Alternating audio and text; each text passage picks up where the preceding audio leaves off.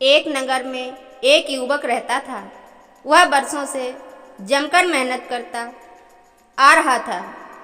कई वर्ष बीत गए, लेकिन युवक को सफलता नहीं मिली।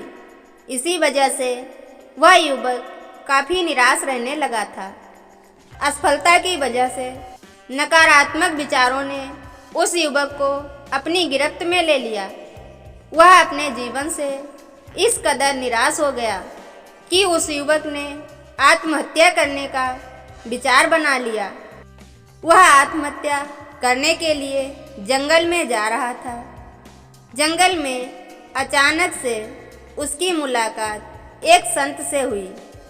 संत ने युवक से पूछा कि तुम इस घनघोर जंगल में क्या कर रहे हो?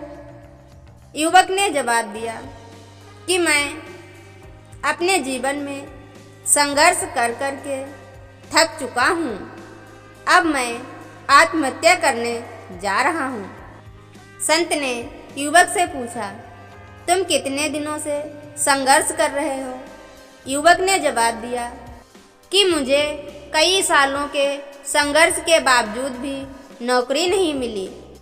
संत ने युवक से कहा कि तुम्हें नौकरी भी मिल जाएगी और तुम सफल भी हो जाओगे।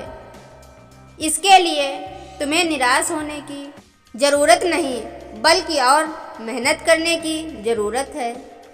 युवक ने कहा कि मैं किसी योग्य नहीं हूँ। मुझसे अब जिंदगी में कुछ भी नहीं हो सकता है। संत ने युवक की निराशा को देखकर उसे एक कहानी सुनाई। कहानी कुछ इस कदर है। एक बार एक बच्चे ने दो पौधों को लगाया, एक बांस का और एक नांगफनी का पौधा लगाया। नांगफनी में जल्द ही पत्तियां आ गईं, लेकिन एक साल गुजर जाने के बाद भी बांस में कुछ नहीं हुआ। नांगफनी का पौधा अब बहुत बढ़ गया था। बच्चे को बांस का पौधा देखकर निराशा हुई। तीसरे और चौथे साल भी बांस के पौधे में कुछ नहीं हुआ। अब बच्चा पूरी तरह से निराश हो गया।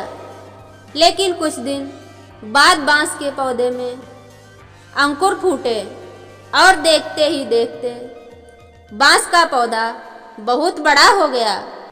बांस के पेड़ को अपनी जड़ों को मजबूत करने में 4 से 5 साल लग गए। तब जाकर बांस का पौधा बड़ा होना शुरू किया। संत ने युवक से कहा कि अभी आपके संघर्ष का समय है। पहले अपने जड़ों को मजबूत बनाओ, फिर देखो परिणाम क्या होगा। जैसे आपकी जड़ मजबूत हो जाएगी, आप बड़े से बड़े तूफान से टकरा जाएंगे। यह बात युवक को समझ आ गई। वह पुनः संघर्ष के मार्ग पर आगे बढ़ गया। इसलिए दोस्तों, मुसीबत से घबराने की ज़रूरत नहीं है। मुश्किल से मुश्किल हालात का सामना डटकर करना चाहिए।